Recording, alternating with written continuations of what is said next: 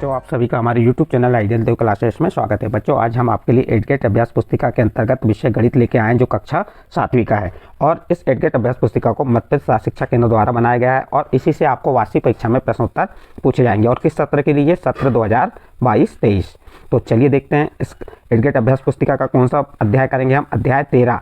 अध्याय 13 में क्या है? घातांक और घात। इसका प्रश्न क्रमांक 1 का अ नंबर को हल करते हैं। चलिए, अ नंबर का प्रश्न क्या कह रहा है? 128 को 2 की घात के रूप में लिखिए। आपको जो 128 है इसको किस रूप में लिखना है? 2 की घात में लिखना है। तो कैसे लिखेंगे? सबसे पहले आप क्या कीजिए, 128 के अभाज्य गुणनखंड निकाल लीजिए। जैसे 128 का हमने अभाज्य गुणनखंड निकाल के बताएं। 2 का भाग 128 में दी कितने बार गया? 64 बार गया। फिर 2 का भाग 64 में दी कितने बार गया? 32 बार। फिर 2 का भाग किस में दी? 32 में 16 बार गया। फिर 2 का भाग 16 में दी कितने बार गया? 8 बार। फिर 2 का भाग 8 में दिए कितने बार गया? 4 बार। और 2 का भाग 4 में दी कितने बार गया? 2 बार। और 2 का भाग 2 में दी कितने बार गया? 1 बार। इस प्रकार हमने 128 के अभाज्य गुणनखंड निकल गया। क्या है अभाज्य गुणनखंड 128 के? 2 गुणित 2 गुणित 2 गुणित 2 गुणित 2 गुणित 2 गुणित 2। कितने बार है ये? 7 बार है। कितने बार है ये? 7 बार। तो ये हमने 2 कितने बार आया? 7 बार। तो 2 की घात क्या हो जाएगी? 7। तो 128 में 2 की घात कितनी हो गई? 7। यानी कि यहाँ प्रश्न था 128 को 2 की घात के रूप में लिखिए। तो ये हमने 128 को 2 की घात 7 के रूप में लिख के आपको बता दी। इस प्रकार प्रश्न नंबर अ कंप्लीट हुआ। इसके बाद नेक्स्ट सेकंड प्रश्न है प्रश्न नंबर ब। प्रश्न नंबर ब में कहा है a की घात 5, b की घात 4 और c की घात 2 का प्रसारित रूप लिखिए। तो चलिए प्रश्न लिख दीजिए। ब नंबर का हल क्या होगा? a की घात 5, b की घात 4 और c की घात 2। ये प्रश्न लिख दिया हमने। अब इसका प्रसारित रूप क्या होगा? a की घात 5 का प्रसारित रूप a को कितने बार लिख दीजिए? 5 बार। a गुणित a गुणित a गुणित a गुणित a कितने बार लिख दी? 5 बार। फिर बीच में गुणा का चिन्ह b की घात 4 है, तो b को कितने बार लिख देंगे? कितने बार गुणा कर देंगे? b का 4। b गुणित b गुणित b गुणित b। इसी प्रकार c का प्रसारित रूप क्या हो गया? c वर्ग का c गुणित c। तो इस प्रकार इसका ब नंबर का प्रश्न कंप्लीट हुआ। इसके बाद नेक्स्ट अगला प्रश्न है प्रश्न नंबर 2 का अ नंबर। 8 की घात 5 भागित 8 की घात 5। अब यहाँ पे 8 की घात 5 भागित 8 की घात 5 है और भाग में घातें घातांक के नियम के अंतर्गत भाग में घातें क्या हो जाती है? घट जाती हैं। देखिए जैसे घातें, और एक्चुअली यहाँ तो आधार भी समान है और घातें भी समान है, तो हम यहाँ पे इसको डायरेक्ट भाग भी दे सकते हैं, लेकिन हम घातांक के नियम का प्रयोग करते हैं तो घातें क्या हो जाएंगी? घट जाएंगी। तो 8 की घात क्या हो जाएगी? 5 ऋण 5। और 5 में से 5 घटाए तो 0। 8 की घात क्या होगी? 0। और किसी भी संख्या की घात यदि 0 होती तो उसका मान क्या होता है? 1। 1 की घात 0 है तो उसका मान क्या हो गया? 1 घातांक नियम के तहत। तो इसका आंसर क्या आ गया? 1 आ गया। इस प्रकार प्रश्न नंबर 2 का अ नंबर का प्रश्न कंप्लीट हुआ। अब ब नंबर का प्रश्न देखते हैं। ब नंबर का प्रश्न में क्या दिया है? 2 की घात 0 गुणित 3 की घात 0 गुणित 4 की घात 0 का मान ज्ञात कीजिए। चलिए हल करते हैं। प्रश्न लिख दीजिए पहले। 2 की घात 0 गुणित 3 की घात 0 गुणित 4 की घात 0। अब यहाँ पे आप बता सकते हैं किसी भी संख्या घातांक 0 हो तो उसका मान क्या होता है? 1 होता है। तो जैसे यहाँ 2 की घात 0 है, 2 की घात क्या है? ये 0 है, तो इसका मान क्या हो गया? 1। 3 की घात 0 है, इसका मान क्या हो गया? 1। 4 की घात 0 है, उसका मान भी क्या होगा? 1 होगा। क्योंकि हमने आपको बताया ना, किसी भी घातांक, किसी भी संख्या की घातांक 0 हो तो उसका मान क्या होता है? 1 होता है। तो यहाँ पे 2, 3 और 4 इनकी घात क्या है? 0 है, तो सभी का मान क्या हो जाएगा? 1। और 1 का 1 में गुणा की 1, फिर 1 का 1 में गुणा की 1। जब गुणा की तो क्या आ गया? 1। इस प्रकार से इसका आंसर क्या आ गया? 1 आ गया। तो आपका ब नंबर का प्रश्न यहाँ पे हल हुआ। नेक्स्ट अगला प्रश्न 3 देखिए। जो ये संख्या दी है आप, इकाई, दहाई, सैकड़ा, हजार, 10,000, लाख, 10 लाख, 40 लाख को मानक रूप में लिखिए। अब इसका मानक रूप लिखना है आपको। तो मानक रूप में कैसे लिखेंगे हम? देखिए ये 4 लिख दिए और कितने शून्य हैं? 2, 2, 4, 2, 6 शून्य। तो यहाँ पे 1 के साथ उत्तर शून्य लगा दिए। ये किसकी घात? 10 की घात 6 बन गई। और एक संख्या बाद क्या करेंगे? 4 के बाद दशमलव, 4.0 गुणित 10 की घात 6, या इसे क्या लिख सकते हैं? 4 गुणित 10 की घात 6। तो इस प्रकार इस संख्या का मानक रूप क्या हो गया? 4 गुणित 10 की घात 6। प्रश्न क्रमांक 3 कंप्लीट हुआ। नेक्स्ट अगला प्रश्न देखते हैं प्रश्न नंबर 4। प्रश्न नंबर 4 में क्या कह रहा है?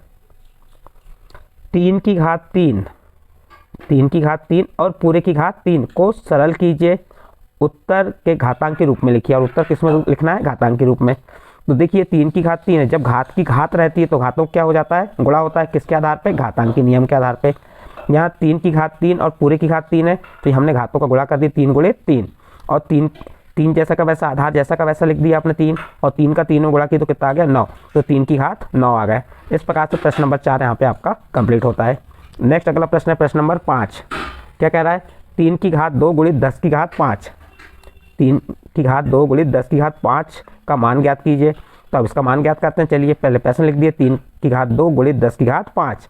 अब 3 का वर्ग है तो इसको कितने बार गुणा कर देंगे, 2 बार, 3 गुणित 3, और 10 की घात 5 है तो इसको कितने बार लिख देंगे, 5 बार लिख देंगे। 10 गुणित 10 गुणित 10 गुणित 10 गुणित 10, 3 का 3 में गुणा किए 9, और 10 का 10 में गुणा किए 100, 100 का 10 में गुणा किए कितना, 1000, 1000 का 10 में गुणा किए 10,000, 10,000 में 1 का गुणा किए तो कितना हो गया, 1 लाख। तो इस प्रकार ये 1 लाख आ गया। 1 लाख का 9 में गुणा कीजिए तो कितना आ जाएगा, ये 9 लाख। तो प्रश्न क्रमांक 5 का यहाँ पे हल कंप्लीट होता है। नेक्स्ट अगला प्रश्न देखते हैं, प्रश्न नंबर 6। प्रश्न नंबर 6 क्या दिया है, 5 गुणित 7 की घात 3 को घातांकी रूप में व्यक्त कीजिए। अब इसे हम घातांकी रूप में व्यक्त करेंगे। ये 5 गुणित 7 इसकी घात 3 तो इसको कितने बार लिख दिए, 3 बार। 5 गुणित 7, फिर एक दूसरे क्वेश्चन 5 गुणित 7, फिर तीसरे क्वेश्चन 5 गुणित 7। अब 5 5 को एक साथ जमा लीजिए और 7 7 को एक साथ। यहाँ 5 कितने बार है, 3 बार है तो 5 की घात 3, और 7 कितने बार है, 3 बार है, 7 की घात 3। तो इस प्रकार से ये आपकी घातांक के रूप में जमा के बता दिया आपको, 5 की घात 3 गुणित 7 की घात 3। आपका प्रश्न क्रमांक 6 कंप्लीट होता है। नेक्स्ट अगला प्रश्न देखते हैं, प्रश्न क्रमांक 7।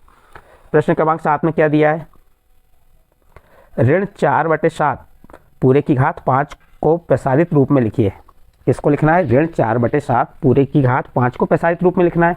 तो सबसे पहले हमने एक प्रश्न लिख दिए। प्रश्न क्या है हमारा, ऋण 4/7 पूरे की घात 5। अब देखिए यहाँ पे पूरे की घात है, 4 की घात भी है और 7 की घात है, तो इन घातों को अलग अलग करके लिख दिए हमने। ये ऋण 4 की घात 5 ऋण और 7 की घात 5। अब ऋण 4 की घात 5 हम कितने बार लिख देंगे, ऋण 4 को 5 बार, ये लिख दिए हमने, ये आप देख रहे हैं यहाँ पे। और 7 की घात 5 इसको भी कितने बार लिख देंगे, 5 बार।